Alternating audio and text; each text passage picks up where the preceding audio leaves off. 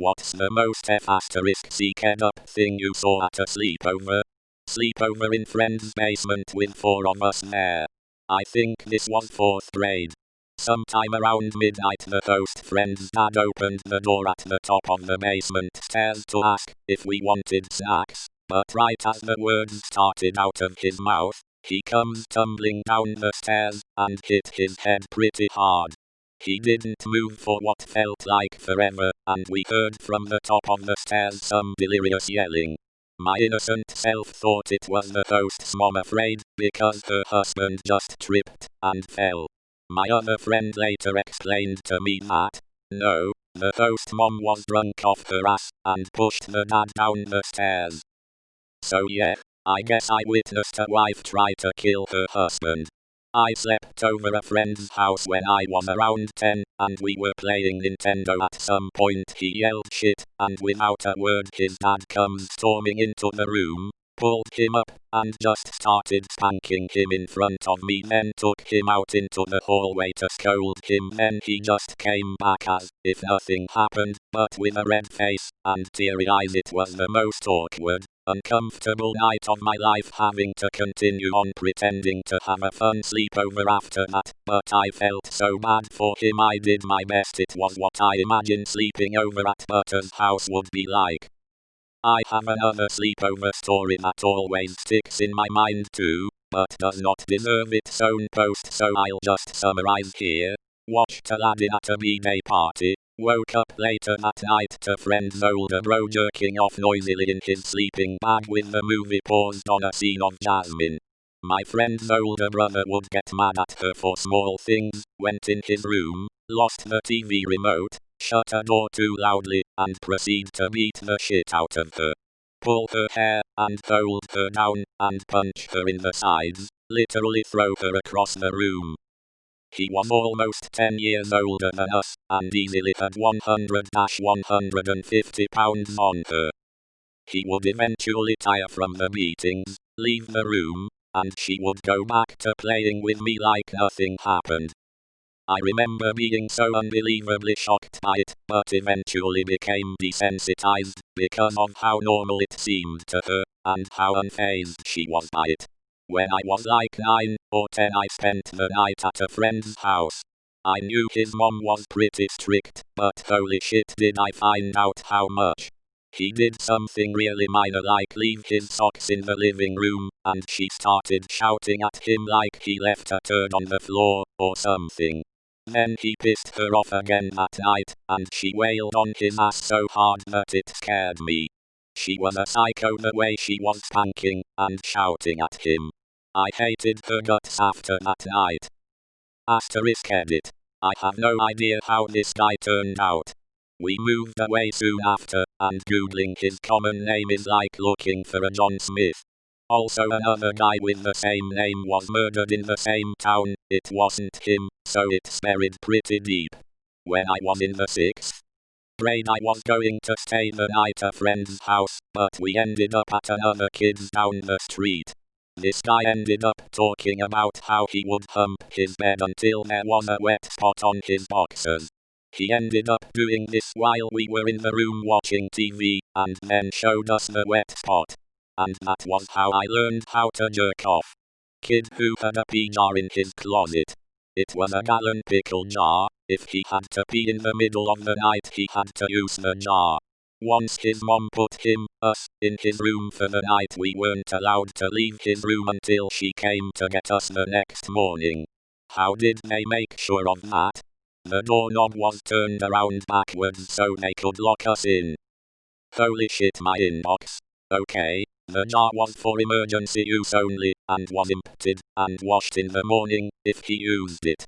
Probably rarely used it, since most kids that age can hold it all night. He was a bad kid, and stayed in trouble. Pretty sure the lock thing was to send him to his room, and make sure he stayed there.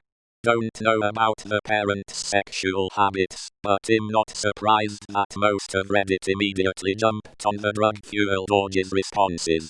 Not really fucked up, but I was terrified one night I slept over at my friend's house. I wake up in the middle of the night, because I felt sick. However, My friend wasn't in his bed, and both clocks were broken, and stuck at some random time like 1:38 AM, or something. I was convinced that time had frozen, and everyone disappeared. I remember crying, and being too scared to go downstairs to check the microwave clock. Eventually I went into his parents' room, and woke up his parents. My friend was sleeping in his parents' bed too, lol. And #X200B. Edit. Word. When I was 12, we went on a family trip to Vegas. I woke up in the hotel to my parents having sex in the bed next to me. I was trapped, and had nowhere to go. My mom said something along the lines of "Stop, we're gonna wake up the kids." My dad gets up, walks over to our bed, and rips the blankets off our faces, and said, "See, fast asleep." I should have won an Oscar. ****edit ****. I had no idea this would blow up. Thank you for all the love, strangers. I have no idea how this works. So this obviously messed with me going forward. Any trips after this, I just waited my parents out. They would say small things like going to bed anytime soon, and I'm just flat out like nope. They would fall asleep, and I won. In hindsight, as an adult with kids, I do feel bad for cock-blocking every future family trip. When I was around 13-14, a kid I invited over to my sleepover birthday party decided to strip down to his tighty whities right before cake and ice cream. Myself, my parents, friends and relatives were mortified. Apparently it was normal behavior at his house. When I was in elementary school, I got invited with my sister to a birthday party of one of her friends. Everything was going fine for most of the night, and then the catastrophe happened. Her mom came down to the basement, and was clearly very upset, but didn't explain why. She then had each of us line up on the stairs from the basement to the ground level of the house, and brought us in one by one. I wasn't the first in line, but no one was telling us what happened once it was their turn. Finally I was up, and her mom took me into the bathroom, and showed me a trash can with a poop in it. She was basically on the verge of tears, pointing to the trash can, and asking me, "Is this your poop? Is this your poop?" It wasn't. We never found out whose it was, or at least I wasn't told. We have joked that someone will finally come forward on their deathbed, but my sister and I have since lost contact with those girls, so we may never know. One time I was at a friend's house for a sleepover, and he and another friend held me down on the couch and tried to light my hair on fire with lighters. I managed to break free and ran upstairs and asked my friend's mom to let me use the phone. Mom came promptly to pick me up. Needless to say, I was not on speaking terms with the other two again. We were playing hide and seek with my friend's little sister, and I went into the unlocked bathroom while loudly saying, "Where could she be? Maybe in here." The little sister was 5, we were 10, and the father was jackhammering his dick while staring at himself in the bathroom mirror, and had his other hand tweaking his nipple. I left and walked home.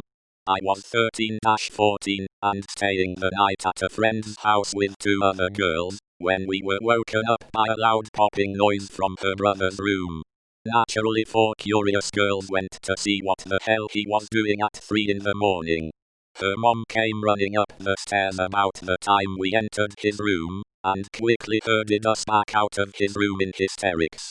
It took my brain forever to register that he had shot himself in the chest. Luckily he survived, and I never had another sleepover at someone else's house again.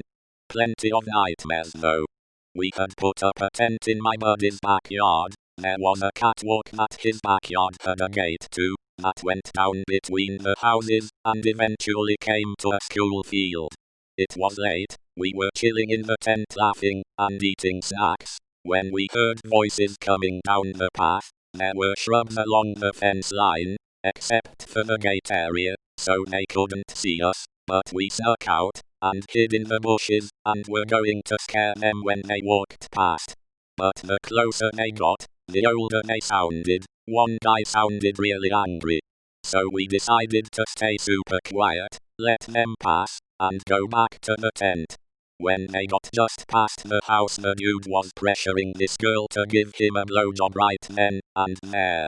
She didn't want to, but gave it after asking a couple times. We had to sit there for like 10 minutes until he came, and were terrified that if we made a sound he would see us and kill us. We were probably around 12 years old. Scary shit.